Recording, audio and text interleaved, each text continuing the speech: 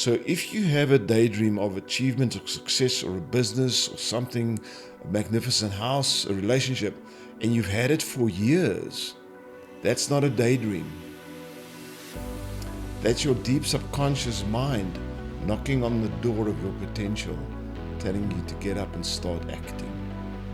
If you allow external conditions to disrupt your vision, you've become a slave to those conditions on the outside of you. Successful people don't daydream about the result. They daydream about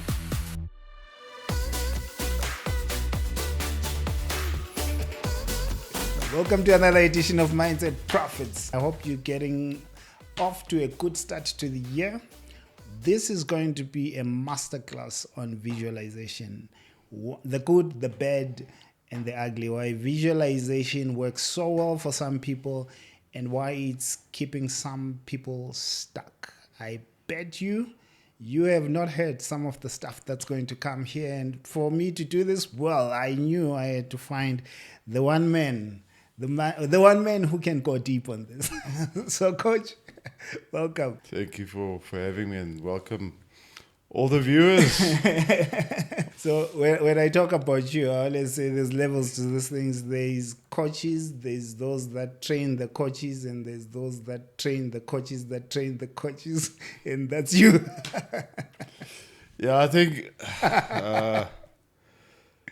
you know what? I think if we find what we are gifted to do and we do it with passion, we become masters in our field. Is it?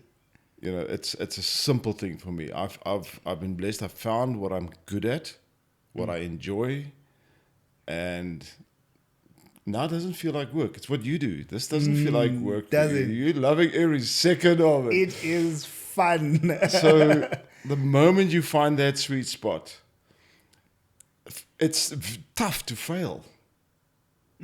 It's tough not to become a master at it. That's just one of the rules in life. So yeah, I know there's a lot of entrepreneurs out there, and they're all pushing and they're working hard, and they, you know, when you talk to an entrepreneur, and they start using words like "I'm grinding," but I want to interrupt them and say, you're doing the wrong thing. You shouldn't be grinding. You should be enjoying. You should be flowing. It should be something that just, you know, like when you work hard, you sweat. Yeah. It just flows out of your body. Mm-hmm. Success. You should sweat success. You should ooze it. It should flow out of your body. If you're in that sweet spot doing what you love, that's the way things happen. We're going to talk about visualization. And from your intro, I would love for you first maybe to introduce yourself and just give high level of your bio. And I need to understand something up front. The differences between imagination, visualization, daydreaming. Okay. Those subtle differences. Then we'll do the deep dive. So who is Coach Deon? Okay, my name is Deon. My surname is Groenewald. I own a company called Action Factory Global. You can find it at actionfactoryglobal.com. I've been in the personal development industry since 2008. Mm-hmm. If people ask me what I do, I can say fancy things like I teach executive coaching, I teach neuro-linguistic programming, I teach therapeutic hypnosis, I teach all these fancy things, understanding how the conscious and the subconscious mind relates and connects to each other and communicates with each other. But in simple English, I teach people to think differently. If we look around the world, if we look at what's happening in the world, if we look at the mental health state around the world, if we look at the economy in the world, there's one question I always challenge people with. I say, if we thought differently, we will make different decisions. When we make different decisions, we start doing things differently. When we do things differently, we'll have different results. If we want to make ourselves and the world a better place, we need to start at the core, and that's to think differently. So what do I do for a living? I teach people to think differently. You simplified it so well. That's the basics behind it. So can we make it complex? Can we make it very theoretical? Can we make it heavy and try and impress people with it? Yeah, we can. Does that help? No. I think we need to get to a point where we start simplifying things. Because we human beings are arrogant creatures. When we're in communication, we talk to people, we want to use big words. We want to sound very intelligent and very smart. I'm turning 63 in a month and a half, and I've realized something in my life. Yeah. Smart doesn't get you anywhere. Simple does. Simplicity does. Keep it simple, make it easy, make it achievable, make it so it's not too complex. If something is complex, it scares us. If something becomes easy, achievable, then we grab it and we do it. So I teach people to think, but I also teach them how to make their complex challenges of their life simple and easy to achieve. I love it. And I think that's what will come out even in the interview. So what is the difference between daydreaming, visualization, because all of this, and how does this tie into manifestation? Let's start off with daydreaming. There's two types of daydreaming. Yeah. There's one type of daydreaming that's where your imagination goes off on a crazy journey. Like, I'm Superman, I can jump off buildings, I can walk through walls, whatever the case may be. Those daydreams usually come in and they will last for a week, 2 weeks, maybe 3 weeks, and then they go. So they're not important daydreams. They are just your imagination that just stirs up a thought, comes up with an idea. Your brain entertains it for a while, but the deep subconscious knows it's not possible. So it doesn't sustain the daydream. Then there's an important type of daydream. And this is the type of daydream where someone will talk about success or achievement or a business idea or something, and it stirs something that's already in you. And you start daydreaming about you potentially achieving it. Owning that business, Owning that car, business, that house. owning the car, the house, the relationship, the financial security, the freedom of choices, everything else. Now, that type of daydream never leaves you. There's another word for it, it's an unction. In the spiritual part, people call it a calling. But it's a vision that's born in you that you want to achieve. Okay. Here's the thing that's very interesting about it. The first type of daydream, I said, your brain knows you cannot achieve it, so it won't entertain it. The second type of daydream, if your deep subconscious mind believes it knows you can achieve it, it will not stop dreaming about it. That dream is actually not a dream. That is your deep subconscious mind telling you, wake up, get up, start doing. This is your potential future. This is what you are actually capable of. So if you have a daydream of achievement or success or a business or something, a magnificent house, a relationship, and you've had it for years, that's not a daydream. That's your deep subconscious mind knocking on the door of your potential, telling you to get up and start acting. That Because is it powerful. knows you can achieve it. If it did not know you can achieve it, it wouldn't entertain it for a long term. It will have that dream for a week or two and it will dissipate. But because you've got the talents, the gifts, the abilities deep in your body, in your deep subconscious, it will keep pushing until you get there. What happens in a situation where I've had the daydream, the important one, and it's knocking on my potential? I do believe that is the future I want to create, but life does a number on me, and at some point, I stop believing it's possible. First of all, I'm so sorry, Princess, that life did a number on you. Life does a number on everybody. Welcome to the club. The reality of life is it's not a road that's smooth. It's not a path that's paved with rose petals. If you want to achieve, you've got to realize there's going to be downhills, there's going to be level roads, and there's going to be uphills. That's the reality of this thing called life. It's not a smooth sailing. If you give up on a dream, there's only one person accountable. You. The one that gave up on the dream. That is Now strong. here's something you need to realize. And this is where a lot of people don't grasp the problems of life. The moment there's a problem, where does the problem come from?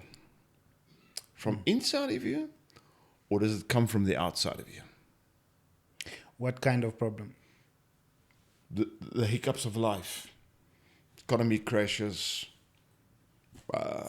You get fired, your business fails, you do something, you don't get the results. Where does the problem come from? Inside of you or outside of you? It's not a trick question. No. It's an easy I question. get you. I get you. I'm trying to put myself in the shoes of many. And I will say it comes from both my expectation, because if I didn't expect certain Okay. results, Yes. I wouldn't feel the disappointment, and it wouldn't feel like a problem. It would be just something I that created happened. an expectation, something inside of me, a certain standard, and now that standard is not met. It's not met. Now I'm experiencing disappointment and fear and anxiety and all of these things. But where does it come from? It comes from things happening outside. Cool. Now, you ready for this? I hope so. If I work for a company Yeah. and I have a boss, does he have the right to dictate when I work in the Yes. working hours, what to expect of me? Yes. Like it or not, he is my master. Now, I'm going to make a statement. And this is going to be sensitive because I know you've got a lot of people in Africa listening to this. I'm going to make a statement. You ready for a curveball statement? Yeah, like I said, I hope so. Slavery has never left this world. Ooh. It's been reinvented. And we as human beings enter into it voluntary because we allow external conditions to control and master us. The moment something on the outside destroys something on the inside of you, it has become your master and you have become its servant. If you allow external conditions to disrupt your vision, you've become a slave to those conditions on the outside of you. Flip.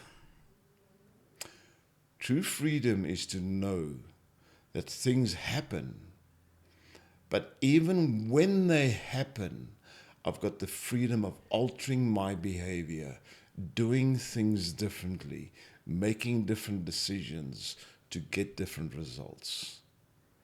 The concept of slavery says, I don't have choice, I don't have alternative behavior, and my results are not mine. They're owned by someone else. Slavery has not been abolished. It's been reinvented by us in our own minds, and we submit to it because we give mastery to external factors that influence us. That is good. I like that you're mentioning it, because we actually have an episode coming about that, breaking the chains of slavery. I didn't think that would come up here and in this way. So how does then it switch to visualization? Because you've defined daydreaming. Yes. How does visualization come in here in this picture? So visualization is absolutely critical, but it's done wrong by most people. Okay. Now, there's two types of visualization.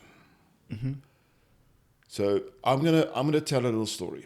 So let's assume someone starts a business, gets an idea, But he has to work for 3 years for the first results of that business to manifest. So when he thinks of the business, there's a 3-year time frame in front of him. So what is his brain seeing? His brain is visualizing all the work that needs to be done. So now his focus is on the work that needs to be done. So now he jumps in and he starts doing the work. After 2.5 years, he gets very close to the first beautiful results. Where is he now visualizing? What is he now seeing? Is he seeing the work to be done, or is he starting to see the results, the benefit, the money, the glory, the status, the proud, the ego, the magnificent part of it? That's where the eyes now look. So you're saying when we start right, but along the way we shift our focus to the outcome. There we go. There's 2 types of visualization. The one type is the process, the journey to achievement.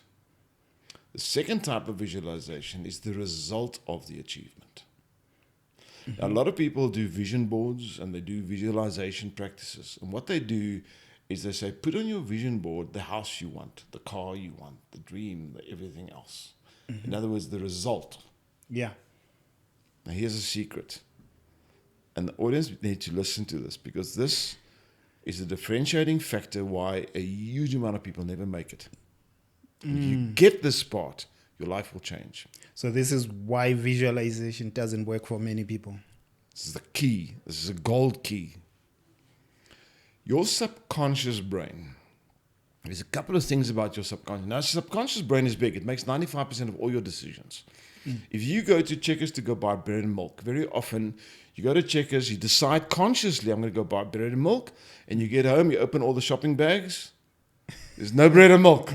You bought a whole lot of other stuff. We take out a gym contract because logically we want to be healthy, but we don't go to the gym. We know we need to manage our money properly, but we go into a shop, we see a nice shirt or pants, and then we buy that and the shoes and the tie and everything else that goes along with it. When we buy a car, we get emotional. So logically we make decisions, but subconsciously we make more decisions. This is the first part.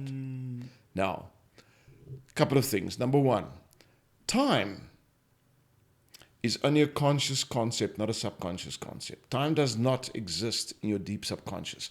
So when I think of something that happened 10 years ago, I can feel that in the present. You feel the pain of it or the excitement of it now. Now. Because my subconscious doesn't know it happened in the past. When I think of it, it's like it's a movie playing in the present in my brain. Now let's talk about visualization, about the end results. If I visualize the big house and the money, I feel it happening in the moment, as if I already have it. Number two, my subconscious mind doesn't know the difference between what is real and what's not real. If you watch a movie, do you like watching movies? I do. Have you ever cried in a movie? I'm sure everyone has.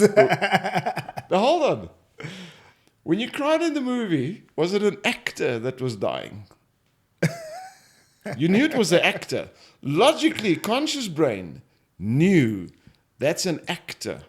And fake blood sometimes. That person is going to show up 3 months later in another movie, in another soapy, whatever. But I feel it so strong that I respond emotionally. Why? Because my deep subconscious does not know the difference in the emotion, if it's real or not real. So it responds as if it's real. When I dream about my outcome a year from now, that big house, the money, the success, the fame, I experience it as if it is real and if it is happening at the moment. I'm following. So what happens to the brain? What happens to the deep subconscious? What happens when you already arrive at your destination? You don't have to put energy into getting to the destination. And so you relax. You don't feel guilt for not working after the daydream because you've enjoyed feeling like it's there. Your body produces all the chemicals saying, you've achieved it. Relax. You deserve to start doing something else. You deserve to go take out some, get yourself some Nando's and go watch Netflix. So you're saying You don't have to work tonight. so visualization is not working for many people because they visualize the house, the dream that they want, the dream house, the dream business, get excited and enjoy that so much that they don't realize that you've enjoyed it so much, the visualization, you're not feeling guilty about not working. So for you You've rewarded yourself. to achieve something, Yeah. you need a sense of urgency. Yes. You need an understanding of the importance of taking actionable steps. If your subconscious mind thinks you've already achieved it, you lose all sense of urgency and you lose all sense where I need to do something. In other words, the tangible work that needs to be done to achieve becomes less important. Now we start procrastinating. Now we start doing other things. Now we start getting lost in other things and we don't start doing the actual work. When you started off and the outcome, the result was quite far, what did you visualize? You visualized the work that needs to be done. When we jump in and we start doing the work and we start seeing small results, our bodies produce endorphins and positive chemicals that inspire us to push harder. Successful people don't daydream about the result. They daydream about the journey towards the result, the work that needs to be done. Because that's what is inspiring. That pushes us to start taking action, to do things. That starts creating the endorphins that makes us get up on a Monday morning, all energized, ready to go out of bed. That's the chemical we need. That's the differentiating factor between I had the dream, I worked hard, and I'm disappointed in the results, compared to I'm on a journey of success. And yes, you know what? The house is coming. But it's not about the house. It's about the process. It's about the process. It's about the journey. Why do you do what you do?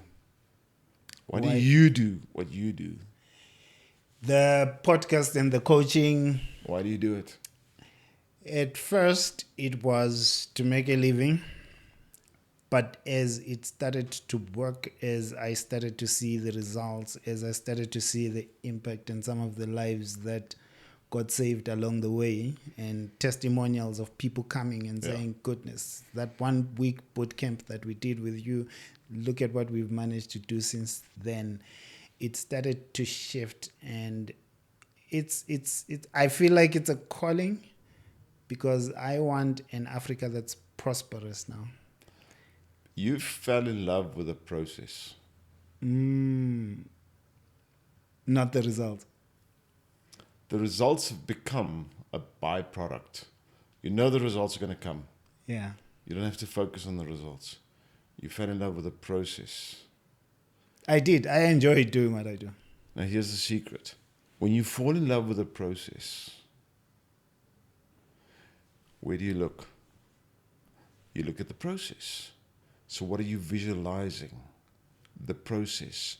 When we visualize the process, we become masters in the process, because we start seeing details, we start seeing opportunities, we start seeing possibilities that you're not going to see when you're looking at the result. So how does someone, how do high performers that say, I used visualization, how are they doing it right? They're focusing on the process. I'll give you an example. They don't build vision boards. Are you saying that's wrong? Yes. Explain, please. They build treasure maps. Okay. There's a difference. A vision board only shows the outcome, the result. A treasure map shows the route towards it. I get you. Forget about vision boards. If you take a vision board and you put on there a map, beautiful house, beautiful car, beautiful life, holidays, boats, whatever, and you don't achieve it in 3 years, Which has happened to many. that doesn't become an inspiration. It becomes a reminder of your failure. It's breaking you down more than what it's building you up. It's one of the worst things you can do. But if you build a treasure map, which is nothing else, what you do as a coach, a goal plan with steps in it, with measurable achievements, where you know I'm on this journey, to get there, I need to achieve this, and then this, and then this, and then this, and then this, and then this, and then this. That's a treasure map. It's the journey towards. And if you put that on a board and you mark as you achieve each step of the journey, you fall in love with the journey. And you know what? That outcome becomes a no-brainer. Am I going to get there? Yes, but that's not why I'm doing what I'm doing. I'm doing what I'm doing because I'm loving the journey. I'm alive. I am moving. Everything that's alive needs to move. If anything that's alive stands dead still, it dies. Life is not about getting to the final destination because you're going to stand still there. I get you. So what will you say to someone who says, I had a vision board, I had stuff on the vision board and it worked, now I have it. I have the stuff that was on the vision board. Or someone like, I think Jim Carrey, who even wrote a check, 10 million check, and he says, I'm a big believer in visualization. I wrote myself that check, and my very first payment for Dumb and Dumber was 10 million, because I think he's the one classic example that's used and it's a brilliant so example. many times. But do go listen to all his talks, and he'll tell you it wasn't about the 10 million check. It was about the strategy to get there. It was about the journey. Are there people that's had a vision board and succeeded? Of course. But here's the thing. Just because a small percentage, and this is where we become suckers to the process. There's 1,000 people, 5 of them achieve because they had a vision board. And they sell that idea to the whole world. 995 are disappointed because their vision boards are still up there and they're not there yet. And now they're But reminders they of don't failure. brag about it. They keep dead quiet. They don't say a word. You don't hear, they don't go into podcasts and brag and say, I had 7 vision boards in the last 20 years. I achieved none of them. No one says that. Only the odd ones that had the vision board up. So you mentioned Jim Carrey, wrote a check of 10 million. How many people do you think has heard that story and wrote a check to themselves? And never got that money. And never got that money. Millions. Probably even But more. Jim Carrey got it right, so therefore it must be true. The fact that millions didn't make it, can we not learn to think?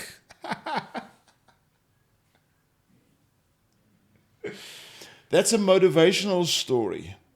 That's not a transformational story. Motivational stories merely stirs your emotion for a short time frame. It doesn't change anything in you. Seeing a coach or getting trained as a coach like yourself, that takes someone and says, let's build a strategy. Where are you now? Where do you want to be? And what does that journey look like? Let's put that into a strategy plan. Let's build it into achievable steps. Let's build it so this becomes a journey of success. You also enjoy the journey and fall in love with the journey. That's transformational because that allows the person to shift and become the result. Motivation only speaks to a temporary emotion. Which is why where many default when they hear the 10 million story and the writing People of the believe check. I have to be motivated to achieve. No, you don't. Motivation is not a prerequisite for achievement. It's never been. Courage, determination, and strategy is. Motivation is a luxury.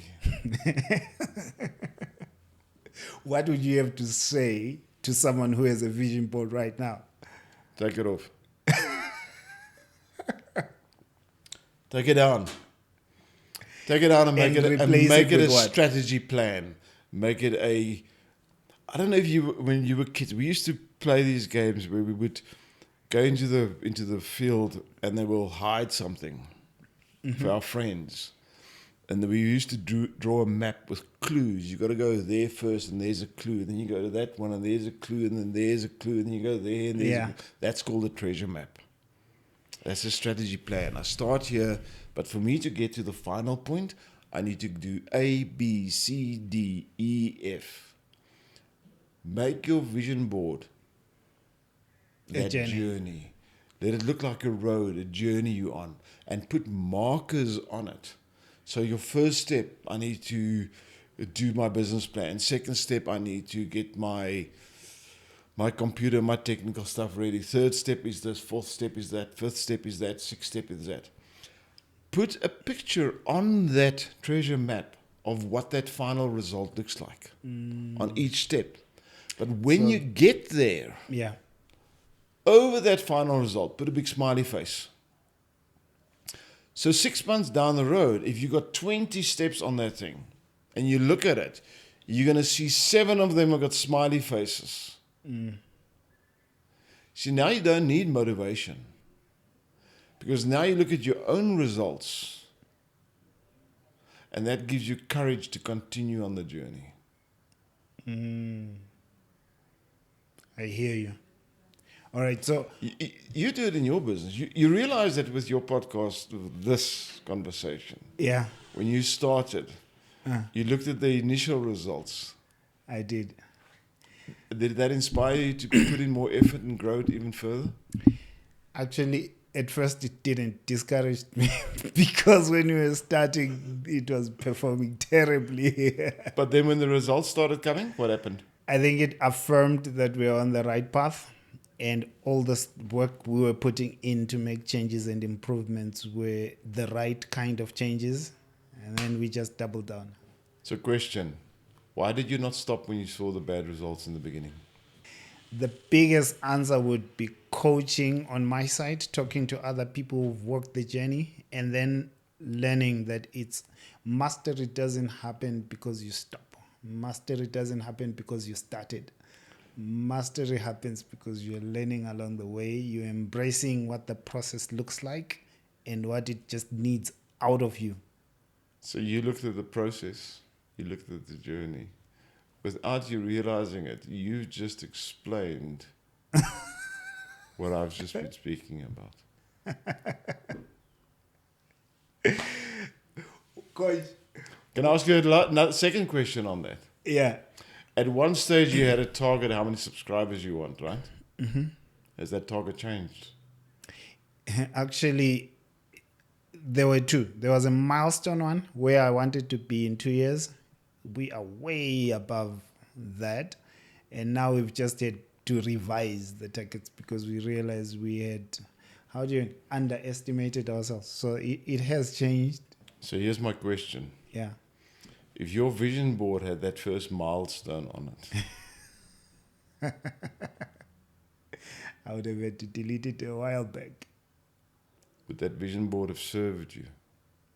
Because that milestone actually, and here's the thing about success, very often that image you put on your vision board is not inspiring you.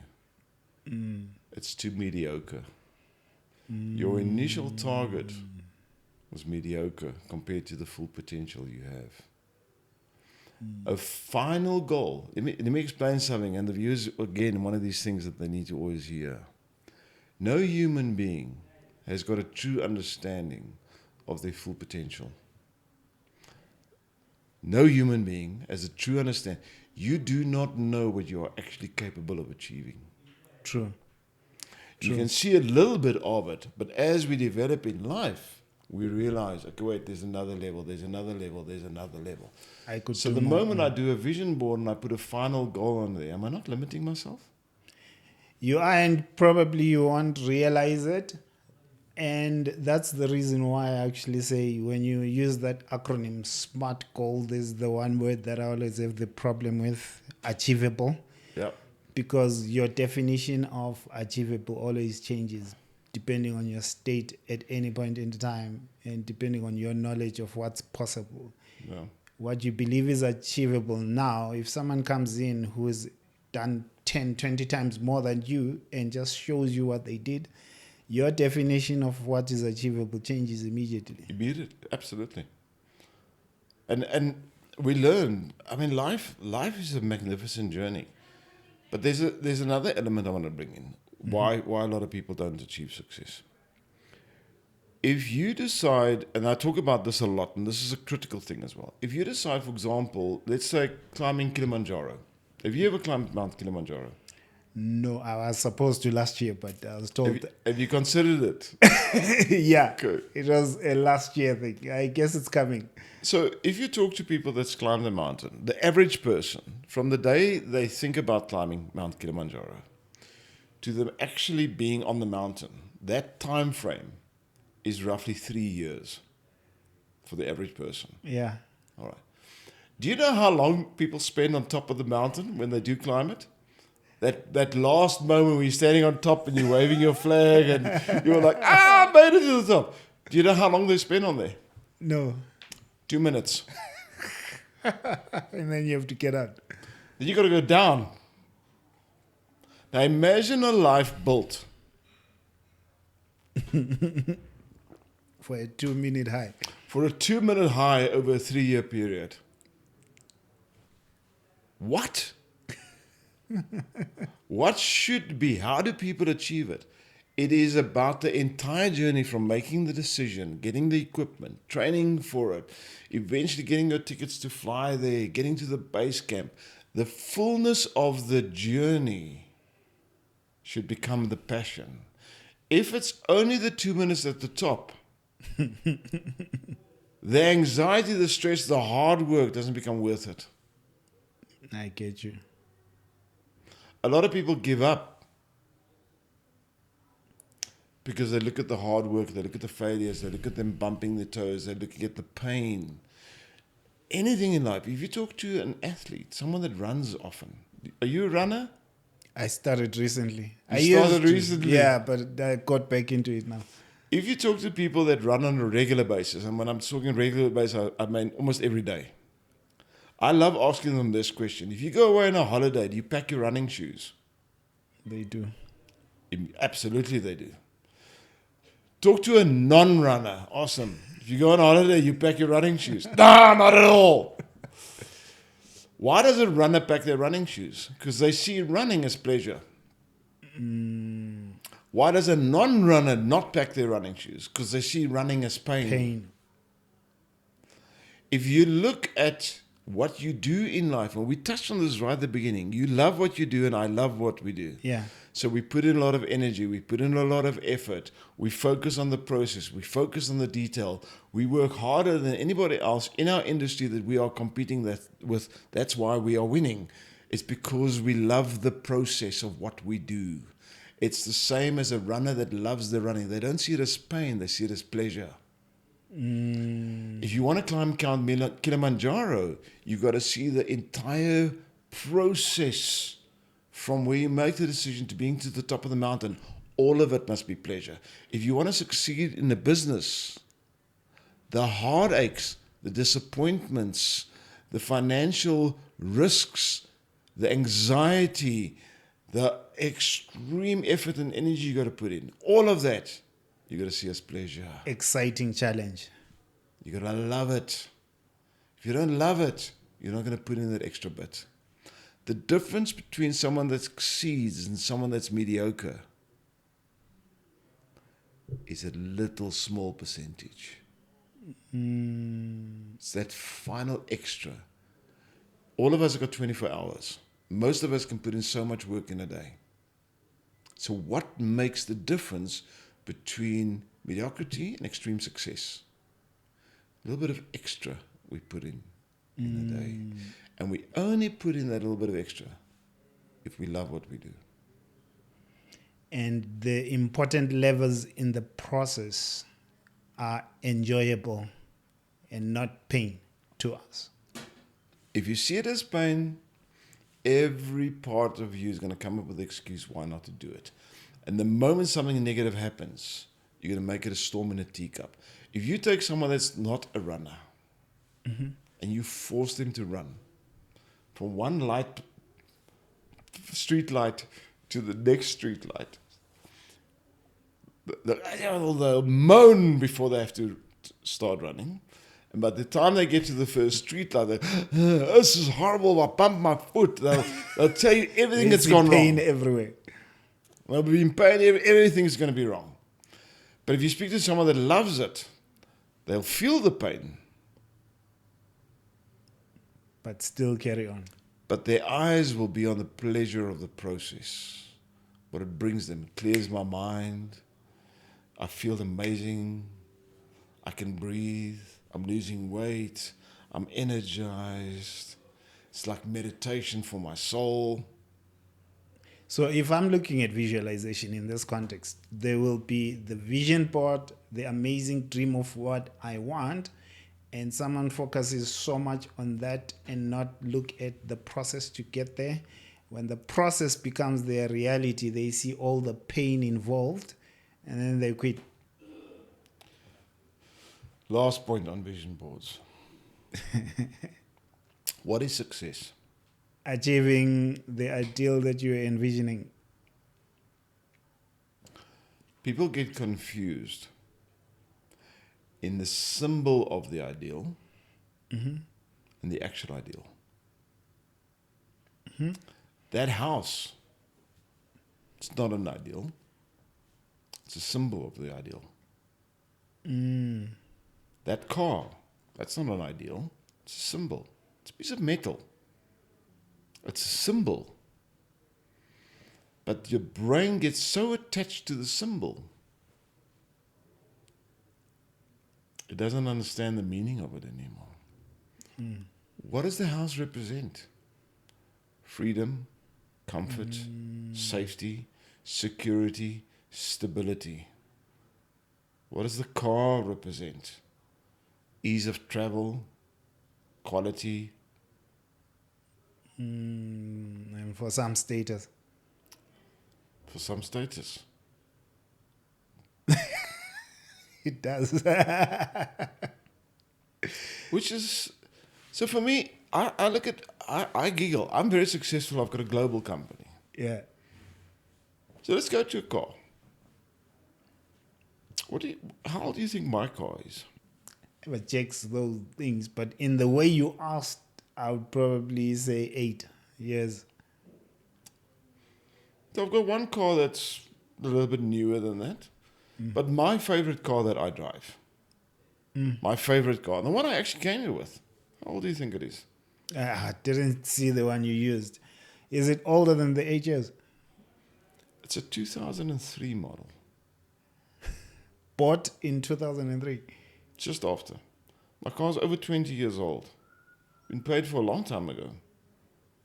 It's got low mileage on it. It's a Mercedes. Given. Yeah. It's luxury. It's comfortable. I love it. It's got low. I don't drive a lot. It's got low. It's got probably got less mileage on than a car that's 5 years old. Do I need to impress anybody? That's the point. So I can go buy a 3 million rand car. To do what? What? And here's the thing about what people don't understand about the difference between a symbol and what it actually gives you. What would that 3 million rand car, or 1 million rand car for that matter, what would it give me? Status? For how long? Who exactly do I want to impress with that? Do you know who I want to impress? It's people that don't really matter. If I need to impress someone with my car, that person shouldn't even be important to me. Because if that person cannot be impressed with me,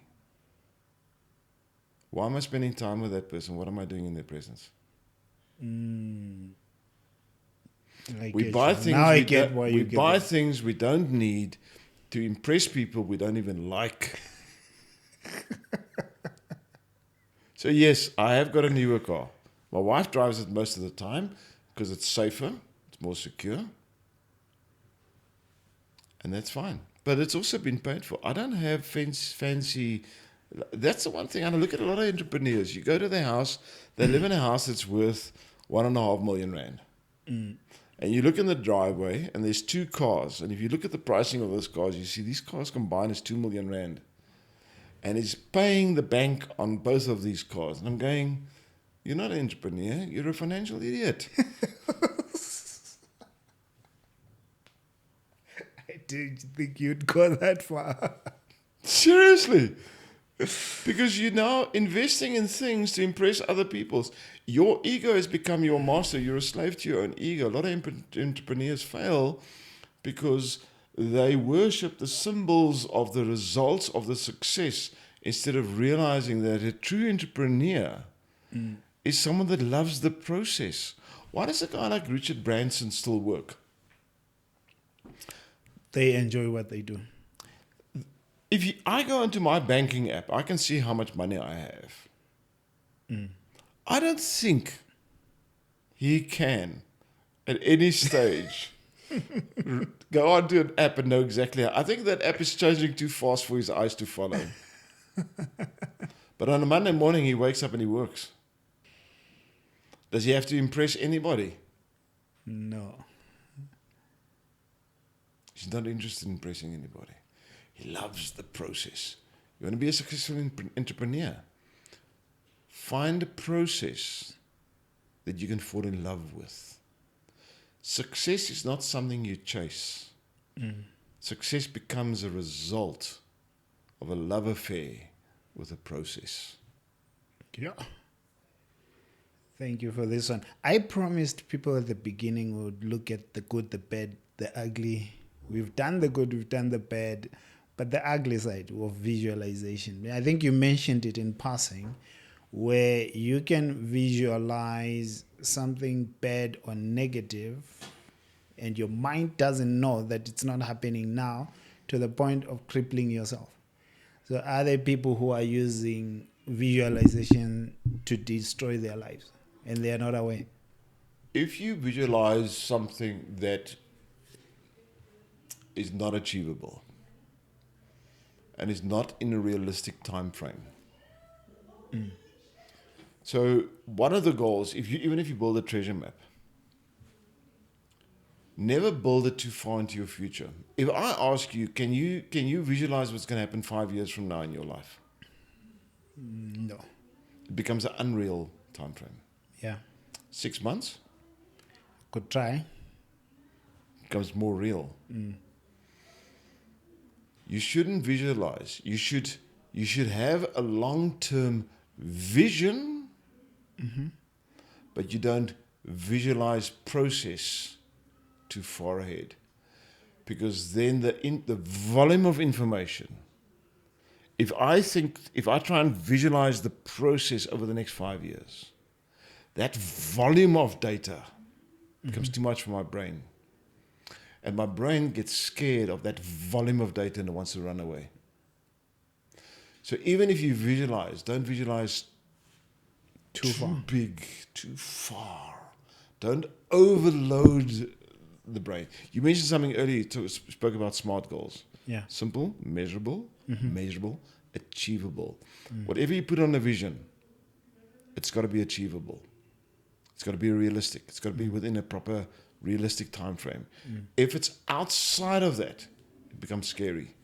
It's going to scare you.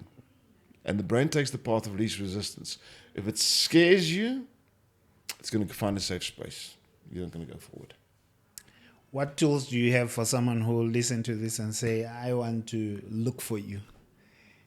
And I know, maybe I'll say this because you trained me, you train coaches, neuro-linguistics programming, NLP coaching. If you want to be an NLP coach, what else can people look forward to? What resources do you offer? So at the moment, we do quite a bit. I've been doing this for quite some time, since 2008. So we obviously take people on a journey now where we teach them obviously how to coach, how to become NLP practitioners, but we also take them on a second journey where we teach them how to build their business. so they can start making money from it. As coaches or As in coaches. general? As coaches. We've also created communities where we get together every week. Like last night, we had our session with the whole community, which is live, which is all of this is included into one package. Yeah. So people sign up with us to come and train as a coach. They go through the training, and as an NLP practitioner, they get certified. But then they join the second phase, which is how to build that business. How do you get clients? How much do you charge? How are you going to use this? What's your client going to look like? Then we build that for them, with them. Mm-hmm. Then they go into continual professional development in our community where once a week they can pop in for a quick hour, get that extra inspiration, get that little bit of training, get that motivation, and just push again for the next week. So we've built a community of successful coaches. So if I look at my business, 70% of our clients come on the training to become coaches. 30% come on the training to learn how to think differently. So for the listeners, it's an easy option. They can go on our website. I offer free days for visitors where they come in, sit in on the training. I've got a day like that tomorrow. They can come in, they sit in on the training for free, and they see what it's about. Come have a look. Free NLP training, free 1 day of NLP training with coach is available. So the website we're going to put in the description of the video as well. actionfactoryglobal.com now. But thank you. Been my pleasure. Thank you so much that anytime we reach out, you're always free to come and educate. Obviously, always will for you. I love what you do. I think it's necessary, and I think there's a couple of surprises coming for you in your own growth. I appreciate that. Thank you so much. Thank you, my man. And thank you for hanging with us till this time. See you in the next episode. And there's a whole lot more of this coming your way this year. Thank you.